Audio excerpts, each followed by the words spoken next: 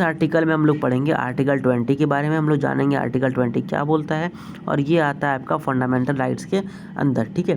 तो आर्टिकल 20 बोलता है protection in respect of conviction और फॉर ऑफेंसेस, मतलब कि भारत के नागरिकों का अगर कभी भी वो किसी भी चीज़ का कानूनी रूप से अगर गिल्टी पाया गया, दोषी पाया गया, तो उसमें उसका क्या क्या राइट्स है, उसमें उसका क्या क्या हक है, ठीक है, उसके बारे में हम लोग जानेंगे।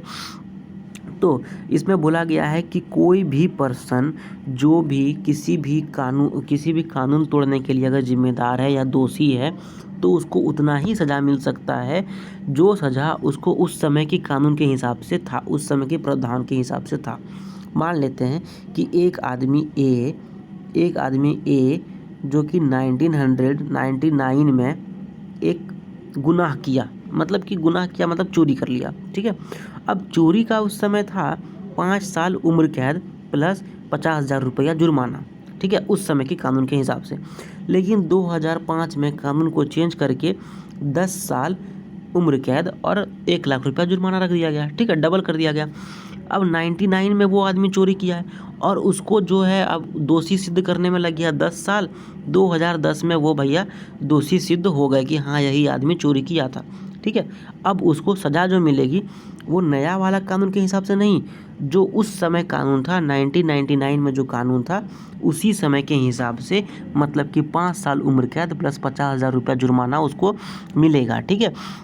तो इसका मतलब यही हो गया कि जो भी आदमी कोई भी कानून का उल्लंघन करता है और अगर वो दोषी पाया जाता है, तो उस समय जो प्रावधान था, उस समय जो कानून था, उसी हिसाब से उसको जो है जुर्माना या उसका जो सज़ा है वो उसी हिसाब से मिलेगा, ठीक है। उसके बाद दूसरा नंबर बोला जाता है कि एक आदमी को एक ही कानून या एक ही दोष का एक से ज़्यादा बार सज़ा नहीं मिल सकता है। मान लेते हैं एक आदमी कोई चोरी किया था, उसको एक बार सज़ा मिल गया, ठीक है। अब फिर उसका जो जिसके घर में वो चोरी किया था उसको आ गया गुस्सा, तो वो फिर जाके कोर्ट में केस कर दिया, ठीक है। एक बार पहले वो डिस्ट्रिक्ट कोर्ट में केस किया, फिर जाके हाई कोर्ट में केस कर दिया।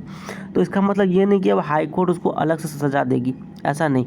उसको जब एक बार सज़ा मिल गई तो फिर सज़ा मिल गई, उसके बाद उसको सज़ा नहीं मिल सकता है, ठीक है। दूसरा नंबर है कि तीसरा नंबर है कोई भी आदमी जो भी एक्यूज्ड है, मतलब जिस पे आरोप लगा है, उस पे ये फोर्स नहीं कर सकता है कि तुम अपने खिलाफ बयान दो। मान लेते हैं कोई आदमी चोरी किया था और वो चोर था भी, ठीक है, तो उसको पुलिस ये नहीं बोल सकता है कि तुम अपने खिलाफ बयान दो, मतलब बोलो कि हाँ हमने ही चोरी किया था, ऐसा नहीं है, ठीक है। तो वो जो है किसी को भी अपने खिलाफ गवाह नहीं देने के लिए मजबूर किया जा सकता है, ठीक है। अगर वो स्वेच्छा से बोला कि हाँ हम दे देंगे तो अलग बात है, लेकिन उस पर दबाव नहीं डाला जा सकता है। तो ये है किसी भी तरह का आदमी को अगर कानूनी रूप से अगर उसको दोषी सिद्ध कर दिया गया तो उसका क्या क्या हक है, या किसी को आरोप लगा है कि वो कानूनी रूप से कानून का पालन नहीं किया है, तो उस पर क्या क्या उसके हक हैं, तो ये आर्टिकल हमको 20 बताता है, ठीक है। अगर ये वीडियो आप लोग यहाँ तक देखे हो, आपको अच्छा लगा हो, तो प्लीज़ इसको लाइक करो, इसको शेयर करो, इस पर कुछ भी पूछना हो तो कमेंट करो और इस चैनल को सब्सक्राइब करो। प्लस अगर आपको आर्टिकल 1 से 365 के बारे में जानना है तो अपना प्लेलिस्ट चेक कर सकते हो। और best of luck, thank you.